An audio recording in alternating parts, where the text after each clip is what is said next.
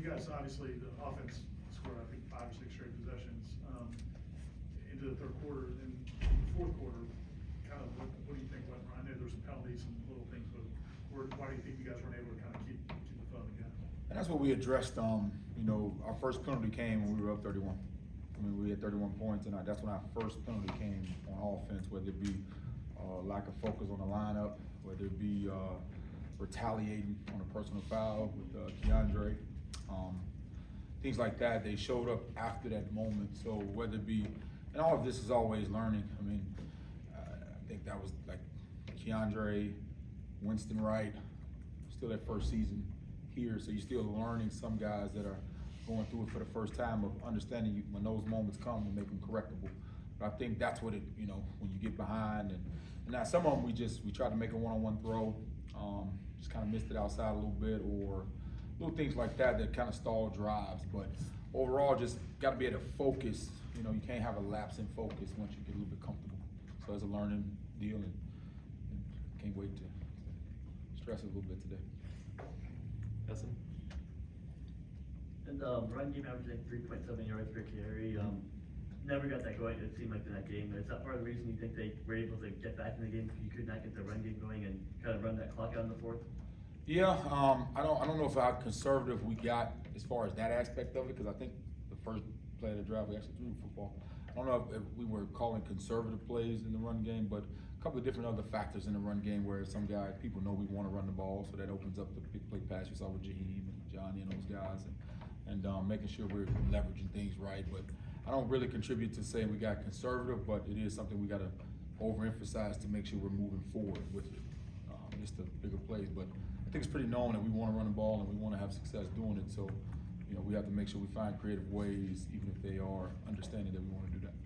Back to Ira. I was going to ask you about Clemson's defensive front. I mean, it seems like for quite a while now, it's been one of the best defensive fronts in football. How does this group look compared to maybe some of the other ones you guys have gone? Well, they got two returning D tackles who were forcers last year. They got the freshman, the Peter Kidd. He's a good player. I mean, Clemson, they're going to be good on defense. You know, they had a history of being good at D line and executing at a high level and giving you multiple looks, multiple fronts. So, you know, you're always up for a challenge when you're going to play Clemson defense. I mean, that's been pretty consistent here actually since I've been at Florida State. Seminoles? I guess, how important is it to get Trey Benson going consistently, especially with the stretch you guys have coming up on defense or with defenses? Yeah, Trey had some good, I told him we watched his carries individually, and he had some good finishes on runs where he was falling forward and things like that, which I was proud to see him kind of get that part of it. He caught a little screen right there, got going, and on one of the deals on a one-on-one, I always tell him I want you to fall forward on the deal, but I mean, I have no concern about what Trey is going to be as we continue to progress through the season. I mean, I know what he can do. I know what he's capable of. So he'll have that explosive game. And I don't think we would treat it as some epiphany, but I think he'll be fine as we move forward. Essen? Staying with the run game team, Rodney Hill had a couple of good runs, a couple of good series. Is he someone you want to get more involved in the run game as well? Yeah, Rodney Hill's an explosive player, you know, and he showed that he can earn the right to go out there and operate in non-specialized situations where it can't just be every time he's in there, we're going to do this one thing with him or things like that. So as he's progressed and he's got that, you know, developing from a young freshman to now those eyes are getting tighter where he's not as wide anymore and he's getting more confident. He's earning more carries and things like that. So I'm loving to see him continue to progress, but we can trust him a lot more out there. But right now he's earning himself some more carries for sure. Ira? Because you guys have so many different skill players, I'm sure it's a challenge to kind of spread the ball around. You know, I think from a fan or media perspective, you see Keon not get that many opportunities in a game like that or come away with no catches. Wonder like, how can you guys get them the ball? Do you guys even think that way, or do you guys think this is the offense and wherever it goes, it goes? No, it's a blessing, you know, because like, for example, you know, Johnny had a really good game and as far as statistically goes, and Jaheim had a really good game as far as statistics goes, and Keon was the first person on the sideline a couple of times congratulating him and talking to him and things like that. So I think it's just, I want all the skilled players to want the ball and want to be the guy.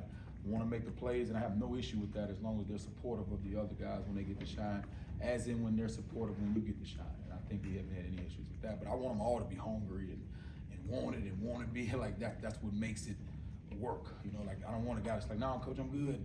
I don't want it anymore. Like, no, man, I want them all chomping at it to want to get it, to make it known that they want to get it. But as long as they're supporting their teammates and things like that, I'm good with all that. Ira? What does it do for the team? And this isn't the first time Jordan's played or something, but when you have a quarterback obviously dealing with something physically, and then he cuts it out and finishes the game and plays the way he did in the third quarter. Like, what does that do for the offense? Yeah, Jordan's tough, man. You know, we have to protect Jordan from Jordan sometimes because, I mean, I think on one play he lowered his shoulder on the sideline and things like that. But Jordan's tough, man. I mean, he's the leader, and those guys know it, and there's no concern. I mean, our guys understand what Jordan's been through and how much he's had to fight through, in order to get to this position. And his toughness has been displayed multiple times. So, you know, I know people, you know, on the outside say, "Oh my God," you know, but it's almost like we have a deal, but he'll be all right, you know, and because we've seen him fight through so much. Brendan? With Jordan, what has he done well through 3 games, and what are some things that you guys are talking to him, saying, okay, clean this up a little bit? Like, what are some things he can improve on? Yeah, I mean, it's always different game by game because we give them different things to look at.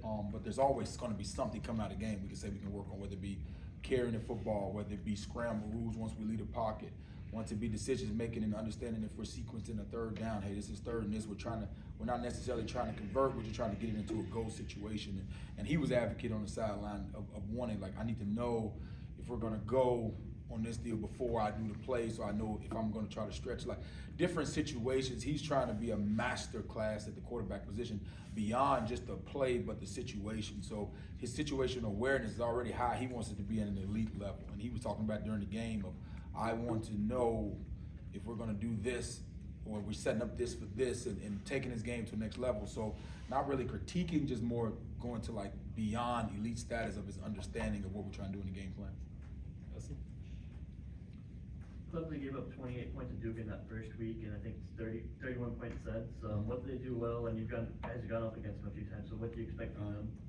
Yeah, Clemson, they've always been a dictate defense where they're going to be multiple, and they want to kind of defend you how they want to make you do things. Like, hey, we're going to make this guy be the guy. We're going to force the ball here. So they're good at forcing and leveraging the ball where they want it to go so they can have the advantage. So we have to do a good job of understanding where they're trying to attack us and how they're trying to manipulate it and make sure we have answers, but also dictate ourselves. Make them have to, you know, make decisions quickly and not give them a full look at it, but they're going to mean they're sound. They got guys that can run fast, you know, from the linebacker position to the D-line position. I mean, they're always gonna have guys that you're gonna have to, you know, stare at that film a little bit longer than just the 24 hours. You gotta make sure you're on point and understand how they're gonna attack you. Brendan? Following up on the question I asked on Jordan, when he's giving you that sort of feedback, like, I want to know the big picture, Oh, yeah.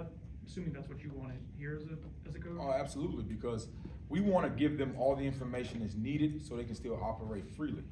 And he wants it all. He's like, I don't even want to, like, I want to know it all. Like, so to see that you have to, as a coach, manage it where he's not overthinking and overseeing and making sure he's seeing the specifics, but you also have to give him the information that's going to help him in the compromising moments when things break down, when there's something different the defense presents, when we're trying to sequence or do something different.